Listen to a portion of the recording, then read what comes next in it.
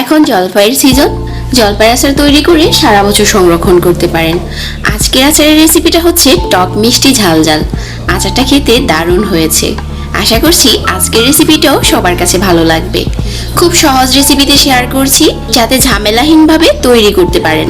রোদে দেওয়ার ঝামেলা ছাড়া সংরক্ষণ করতে পারবেন বেশ কয়েকদিন। তো চলুন এখন আচারটা তৈরি করে নিই। আজকের আচারটা তৈরি করার জন্য আমি 1 কেজি জলপাই নিয়েছি। তো যেহেতু জলপাইগুলো আস্ত করে আচারটা তৈরি করব, প্রথমে একটা ছুরি দিয়ে জলপাইয়ের গায়ে একটু দাগ কেটে দিচ্ছি। আর আমি আগে থেকে কিন্তু জলপাইগুলোকে পরিষ্কার করে ধুয়ে নিয়েছি। আচারটা তৈরি করার জন্য চুলায় একটা কড়াই বসিয়ে দিলাম আর 1 কাপ দিয়ে দিচ্ছি সরিষার তেল। 2টার মতো তেজপাতা দিয়ে দিলাম। আর এখানে কিছু আস্ত গরম মশলা দিয়ে দিয়েছি। আর কয়েকটা দিয়ে দিয়েছি রসুনের কোয়া, 4-5টার মতো শুকনা মরিচ।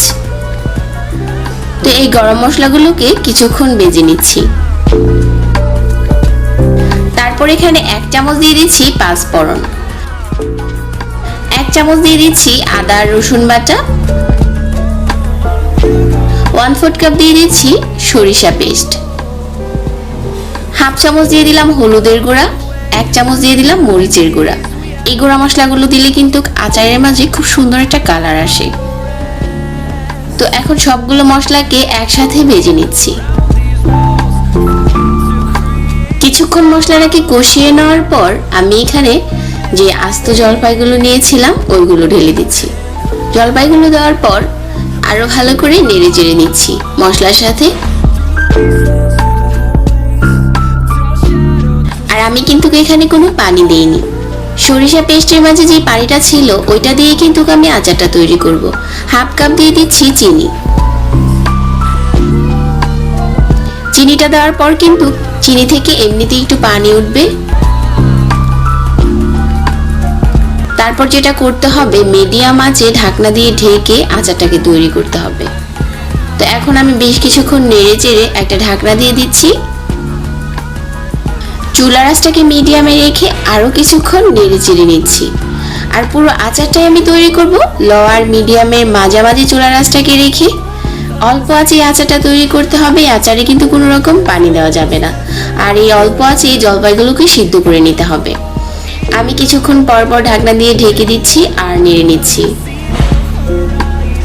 তো বেশ কিছুক্ষণ পর চিনিটা দেওয়ার পর কিন্তু এমনিতেই কিছুটা পানি পানি ভাব উঠেছে। তো ওইটাকেও শুকিয়ে নিচ্ছি। আর ওঠানোর আগে আমি দিয়ে দিচ্ছি 1 চামচ পাঁচফোড়ন। এটা গুঁড়ো করা পাঁচফোড়ন। পরিমাণ মতো দিয়ে দিলাম বিট লবণ। আর দিয়ে দিচ্ছি 2 টেবিল চামচ ভিনিগার। ভিনিগারটা দিলে কিন্তু আচার অনেক দিন ভালো থাকে। তো এখন জলপাইগুলো সিদ্ধ হয়ে গেছে। আমি একটা জলপাই উঠিয়ে চেক করে দেখছি। তো এই আচারটা যেহেতু তেলে ডুবে থাকবে, তো এখন হচ্ছে আমি চুলা থেকে নামিয়ে নেব। এখানে কিন্তু আপনারা চাইলে আরো 1 কাপ সরিষার তেল গরম করে উপরে দিয়ে দিতে পারেন। যখন আমরা কোনো কাচের বয়মে ভরে সংরক্ষণ করব, জলপাইগুলো তেলের নিচে ডুবে থাকবে। ওই ক্ষেত্রে কিন্তু আচারগুলো আর নষ্ট হবে না। তো আমার আচারটা তৈরি করা হয়ে গেছে। আমি আপনাদের সাথে পরিবেশন করে দেখাচ্ছি। রোদে দেওয়ার ঝামেলা ছাড়া অল্প সময়ে এই আচারটা তৈরি করে নিতে পারেন। আশা করছি আজকের এই সহজ আচারের রেসিপিটা সবার কাছে ভালো লেগেছে। সবাই অনেক ভালো থাকবেন। আজকে বিদায় নিচ্ছি। আল্লাহ হাফেজ।